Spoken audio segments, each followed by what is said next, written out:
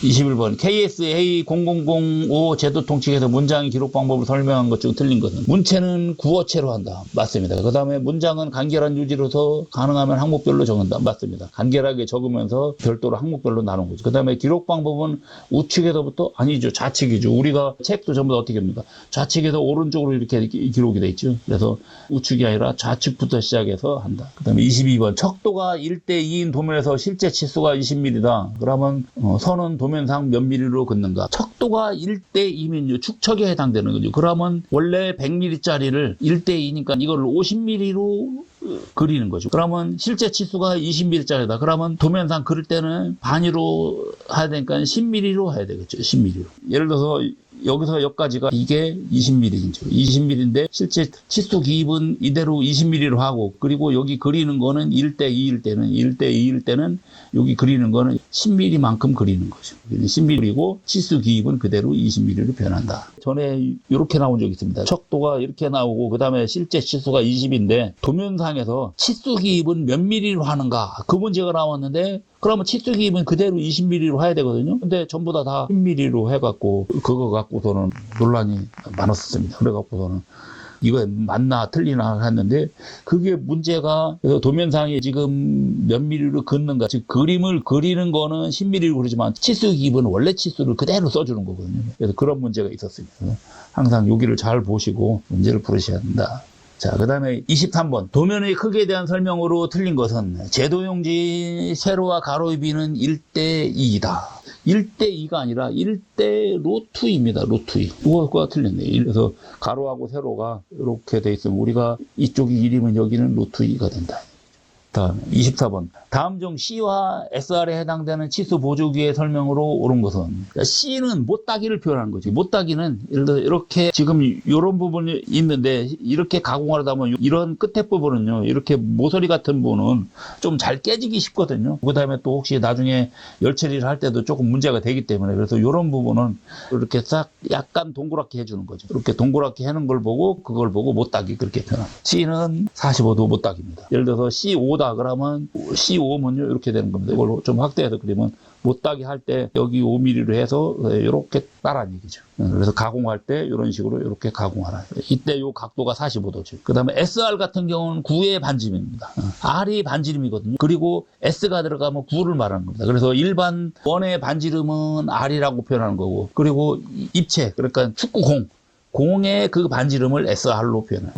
25. 그리스를 급유하는 경우가 아닌 것은, 자, 그리스는 우리 윤활유 중에서 반고체 상태의 기름을 말하는 거예요. 그러니까 액체도 아니고 고체도 아니고 그 중간 상태죠. 젤 상태의 기름입니다. 그래서 그거를 이렇게 발라주는 거죠. 발라놓으면 그것이 다른 거는 이렇게 흘러내리는데, 이건 그것이 아니라 그냥 기계에 그냥 그대로 붙어 있어서, 그래서 대부분 고속운동이나 또는 뭐 예를 들어 자전거 체인 같은데 거기다가 이렇게 발라주는 것이 그리스거든요. 그래서 보통 여기에 그리스 쓰는 데가 있습니다. 그래서 밀봉된데, 또는 액체 급유를 하기가 어려운데, 또는 고하중 받는데, 또는 먼지가 많은 부분, 그 다음에 저속 운동하는 부분. 그러면 여기에 1번에 고속 운동하는 부분은 아니죠. 1번은 틀렸습니다. 그 다음 26번. 사이드 트리밍에 대한 설명 중 틀린 것은, 사이드 트리밍은 판자가 이렇게 나갈 때 이런 옆부분을 이렇게 잘라주는 겁니다. 옆부분을 이렇게 쭉 일정하게 이렇게 딱 일정 크기가 되게끔 잘라주는 겁니다. 그런 게 사이드 트리밍. 근데 이때 사이드 트리밍은 이렇게 되는 겁니다. 칼날이 이렇게 있어요. 그리고 여기에 판자가 이렇게 지나가는 거죠. 판자가 이런 식으로 이렇게 지나가면 칼날이 위아래에서 이렇게 싹 하면서 잘리는 거거든요. 자, 그래서 이때 우리가 여기에서 중요한 것이 저겁니다. 클리어런스라는 게 있고 오버랩이라는 말이 있습니다. 오버랩은 이 칼날이 이거를 잘리려면 밑으로 이만큼 더 내려와 있어야 돼요. 그래야지 이게 딱 잘리거든요. 그래서 이때 얼마만큼 겹치는가, 요까지 거리가 오버랩이고, 그리고 칼날 이쪽과 이쪽 그 사이 이렇게 마주보는 대각선의 거리, 이걸 보고 클리어런스 그렇게 표현한 거예요. 자, 그래서 여기 보면은 틀린 것이, 요거 지금 3번을 볼까요? 판 두께가 커지면, 판 두께가 두꺼워지면은 클리어런스? 지금 판 두께가 두꺼워지면 어떻게 됩니까? 원래 요거 빨간색인데 이거 이렇게 두꺼워졌다고요. 그러면 칼날도 더 위로 올라가야 되죠. 그러니까 어떻게 됩니까? 거리가 더 커지죠. 그러니까 클리어런스를 크게 해야 되죠. 그래서 3번이 틀린 겁니다. 그다음에 27번. 냉연강판의 전해 청정 시 세정액으로 사용되지 않는 것은. 자, 전해 청정은 알카리를 쓰는 거죠. 그다음에 수산화나트륨 맞고, 그다음에 올소 규산 나트륨 맞고, 탄산나트륨을 사용 안 하네요. 탄산나트륨은 Na2CO3라 요건 우리 탈항제로 쓰이는 건데, 예, 인산나트륨은 사용합니다. 그 다음에 28번. 급유 개수에 기름을 분무 상태로 품어 윤활에 필요한 최소한의 유막 형성을 유지할 수 있는 윤활 장치는. 우리가 지금 그러면 분무 상태로 뿜는 거니까 미스트 상태로 뿜는다 그러는 거죠. 그래서 분무, 영어로 미스트입니다. 그래서 오일 미스트 급유 장치죠. 29번. 형광의 교정 작업은 절단 후에 하는 방법과 절단 전에 실시하는 방법이 있다. 절단 전에 하는 방법의 특징을 설명한 것 좀 틀린 것은, 우리가 형광을 만들었는데 좀 약간 뭐 휘었다 그러면 그때 저 교정 작업을 하는데, 이때 일정 크기로 절단하기 전에 하는 것이 있고 절단하고 나서 하는 건데, 지금은 절단 전에 하는 방법을 말하는 거예요. 첫 번째, 교정 능력이 좋다. 아무래도 절단 전에 하는 것이 교정이 잘 됩니다. 일단 절단하고 나면요, 크기가 작아지면은 교정하기도 나빠요. 우리가 그래서 예를 들어서 철근도 길이가 길을 때는 교정하기가 쉬운데 반듯하게 하는데 길이가 짧은 거는 구부리고 하기가 나쁩니다. 그래서 교정 능력이 좋다, 맞아요. 그 다음에 제품 단부에 미교정 부분이 발생한다? 이거는 아닙니다. 오히려 절단 후에 이런 부분이 발생합니다. 그래서 요거는 2번이 틀린 것 같은데, 교정이 전체적으로 다 잘 되기 때문에 이런 부분이 발생하지 않는다. 그러니까 제품 단부니까 제품의 그 절단부, 뭐 예를 들어서 끝부분 같은데 그런 부분까지도 다 가능하다는 얘기죠.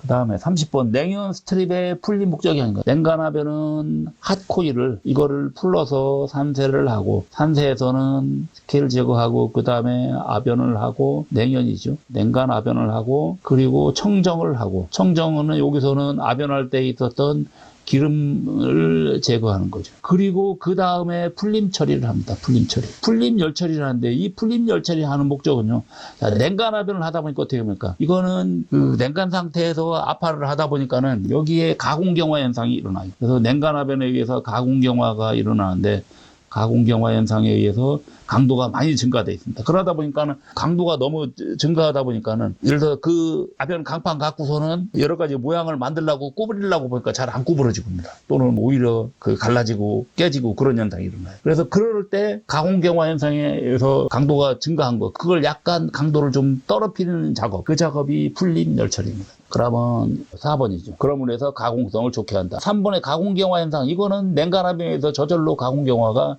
일어난다. 그리고 1번의 압연유 제거는 청정 작업이죠. 그리고 기계적 성질 개선은, 요거는 풀림 열 처리한 다음에 그 다음에 다시 조질 압연 또는 스킨 패스라고 하는 거죠. 스킨 패스. 이것이 요 기계적 성질 개선 목적입니다.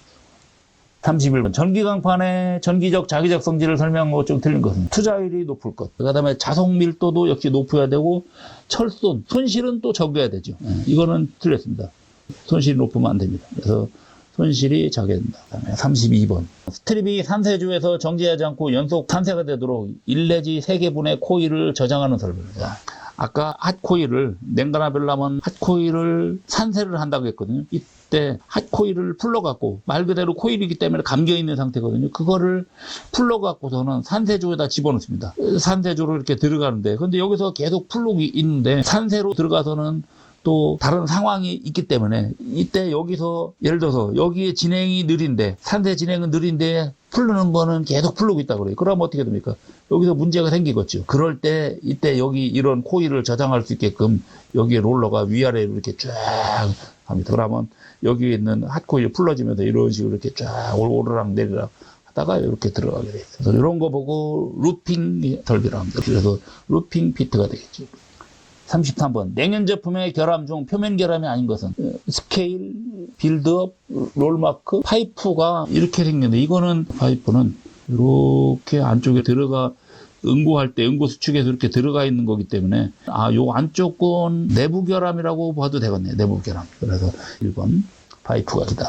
스케일은 표면에 스케일이 붙어 있는 거고, 그 다음에 빌드업 같은 경우는 부풀어 오른 겁니다. 그 다음에 롤마크는 예를 들어서 롤이 흠집이 났다 그러면 그 흠집이 그대로 찍힌 게 롤마크예요. 그 다음에 34번. 가열로 냉각상에 돌출부가 있거나 장비에 의해 긁힘으로 스트립의 길이 방향이나 폭 방향으로 나타나는, 그러면 긁힌 거기 때문에 스크래치죠. 또는 뭐 긁힘 그렇게 표현합니다. 이 문제가 여기는 지금 스크래치로 되는데, 어디 다른 쪽에 가면 긁힘으로 이렇게 나온 적도 있더라고요. 35번 열간압변의 공정을 순서대로 옳게 배는 거죠. 열간압변 같은 경우는 맨 처음에 가열부터 시작합니다. 가열로에서 나오자마자 조화변이라는 걸 해요. 조화변. 그리고 사상화변을 하고 그리고 냉각을 하고 그 다음에 코일을 감는 권치가 있습니다. 가열로에서 높은 온도로 가열해서 그 다음에 조화변에서 어느 정도 조금 하변을 하고 그 다음에 사상하변에서 이것이 완성하변입니다. 여기서 완성이 되면은 그 다음에 냉각을 이게 가열로에서 고온으로 했기 때문에 이때 사상하변까지 여기까지는 전부 다 대부분 한 800도 이상입니다. 그래서 조화변 같은 경우는 보통 한 1100도, 1200도 그리고 여기가 한 8,900도 정도 이렇게 끝나고 나면 냉각을 하는 거죠. 그래서 냉각 장치가 라미나 플로우가 있죠. 라미나 플로우에서 냉각을 하고 그리고 감아주는 걸 보고 권치를 합니다. 그러면 2번이 되겠죠. 소재 가열하고 조화변, 사상하변, 냉각, 권치 이렇게 되겠죠. 중요한 거 하나만 또 설명하고 갈게요. 많이 나온 게 있거든요. 요 조화변 단계에서 가열로에서 나오자마자 먼저 하는 것이 있습니다. 조화변에서 같이 하는 것이 1차 스케일 제거 작업이 있죠. 1차 스케일 제거가 있습니다. 별도의 디스케일러가 있어요. 그래서 1차 스케일 제거를 하고 그리고 사상하변 들어가기 전에 이 전 단계에서 여기서 하는 것이 2차 스케일이 있죠. 2차 스케일 제거가 있습니다. 이것도 역시 별도의 디스케일러가 있습니다. 이때 이거 같은 경우는 이거는 가열로에서 생긴 스케일 제거고 2차 스케일 제거는 요 조화변을 하다 보면 계속 공기하고 접하다 보니까 스케일이 형성되죠. 그래서 이거는 아변 중 발생 스케일 제거가 목적이다. 조화변 전에 하는 1차 스케일 제거가 있고 그래서 1차 스케일 제거는 가열로 나오자마자 바로 하는 겁니다. 그리고 2차 스케일 제거는 사상하변 들어가기 전에 그 1차 스케일과 2차 스케일과 문제가 잘 나오기 때문에 한번 같이 하고 갔습니다. 36번 아변 소재가 롤에 치입하기 좋게 하는 방법. 틀린 것은 아변 롤러가 이렇게 했을 때 소재가 이렇게 들어가면 이렇게 물려 들어가는 걸 보고 치입이라 그럴 거죠. 치입. 그러면 첫째 압파량을 적게 한다. 압파량을 적게 한다는 얘기는요. 여기서 이거에 그 눌러주는 힘을 적게 한다는 얘기. 압파량을. 그러면 즉 예를 들어서 여기가 두께가 10mm다. 그러면 압파량을 적게 한다. 그러면 예를 들어서 나오는 거는 뭐 8mm 하는 것보다는 9mm. 그러면 압파량이 어떻게 됩니까? 1mm밖에 안 되죠. 요거는 1mm고 요건 2mm. 그러면 1mm 쪽이 훨씬 더 쉽다는 얘기죠. 그 다음에 치입각을 작게 한다. 치입각이라는 얘기는 이때 여기하고 요 각도가 치입각입니다. 그럼 이때 요거하고 이거하고 차이가 작을수록 요 각도가 작은 거죠. 그래서 치입각을 작게 한다. 맞습니다. 그 다음에 롤 지름을 크게 한다. 압파량이 만약 클 때 롤의 지름을 더 이렇게 크게 했다. 그래요. 그러면 롤의 지름이 커지면 어떻게 됩니까? 요 치입각이 작아지는 효과가 있죠. 치입각이 더 작아지는. 롤의 지름이 작으면은 치입각이 커지는데 롤의 지름이 커지면 어떻게 됩니까? 요 각도가 작아지는 거죠. 그 다음에 재료와 롤의 마찰력을 적게, 마찰력을 가급적은 크게 해놔야 된다. 36번은 4번이 틀렸다. 37번 가열로 연료가스 중 고로 조업 시 부산물로 던진 거죠. 제철 공장에서 나오는 부산물 가스가 세 가지가 있습니다. 부산물 첫 번째 LDG가 있죠. LDG. 이거는 전로 가스입니다. 그래서 LD 전로에서 나왔다고 해서 LDG. 그 다음에 COG가 있습니다. COG 코스 공장에서 나왔다고 해서 COG입니다.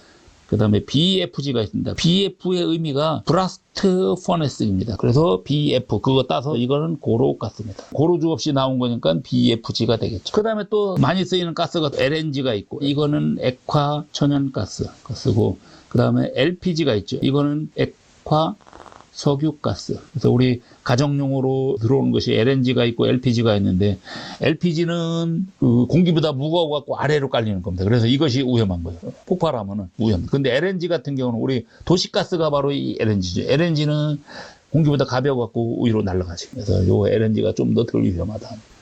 그 다음에 38번 강제순환 급여 방법은 어느 급여법을 쓰는 것이 가장 좋은가? 강제순환을 하려면 펌프로 하는 것이 가장 효과적이겠죠. 그래서 펌프로 해서 펌프 압력으로 밀어 넣어주는 거죠. 39번 후판 아변 작업에서 평탄도 제어 작업이죠. 평탄도라는 얘기는 예를 들어 아변을 소재가 나왔는데 이런 식으로 이렇게 웨이브가 져 있는 거 이거를 반듯하게 펴주는 거죠. 그래서 이렇게 얼마만큼 반듯한가를 나타내는 정도가 바로 평탄도죠. 그래서 요 평탄도 제어 방법 중 롤 및 아변 상황에 대응하여 아변을 하중에 해서 롤이 휘어지는 반대 방향으로 롤이 휘어지게 해서 아변판 형상을 주고요. 그래서 이렇게 돼 있던 거를 이런 식으로 이렇게 반듯하게 피는 장치 중에 있는데 그런 게 바로 밴디죠. 밴딩입니다. 밴딩. 그래서 롤 밴더입니다.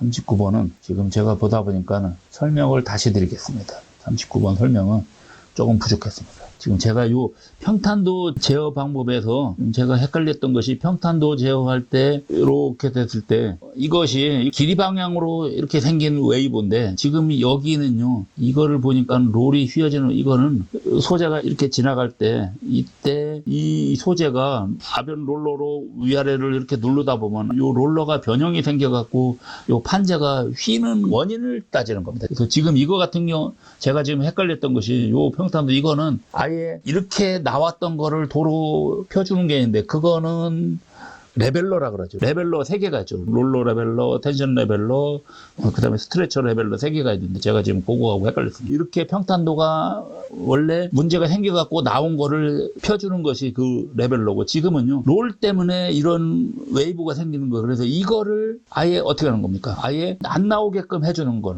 말하는 겁니다. 그러면 롤이 휘어졌기 때문에 그래서 롤을 반듯하게 펴줘야 되거든요. 그런 거 보고 그게 롤 밴더인데 지금 이렇게 하는 겁니다. 롤이 예를 들어 이렇게 휘어졌다 그래요. 롤이 이렇게 휘어지면 그러면 어떻게 됩니까? 소재가 이런 식으로 이렇게 되면 가운데는 두껍고 양쪽은 얇아갖고 그러다 보면 두께 차이가 있다 보니까 이제 웨이브가 생기는 거거든요. 또는 이런 식으로 예를 들어 롤러가 이런 식으로 이렇게 휘었다 그래요. 거꾸로 반대로 휘었다 그러면 양옆이 두껍고 가운데가 얇아갖고 이럴 때는 가운데 쪽 가서 웨이브가 이렇게 생기는 거죠. 이럴 때는 중파라고 하는 거고 이럴 때는 지금 이런 상황일 때는 양파라고 하는 거죠. 얇은 쪽에 가서 파가 생기는 겁니다. 웨이브가.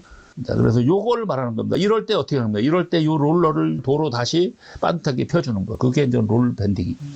그래서 이거를 다시 반대 방향으로 도로 이렇게 눌러주는 걸 말하는 거죠. 그 다음에 40번 두께 3.2mm의 소재를 0.7mm로 냉각하면 때 압화량은 두께를 이걸로 했으니까 어떻게 됩니까? 이거에서 요거를 빼면 되겠죠. 그럼 3.2에서 0.7을 빼면은 2.5가 되겠죠.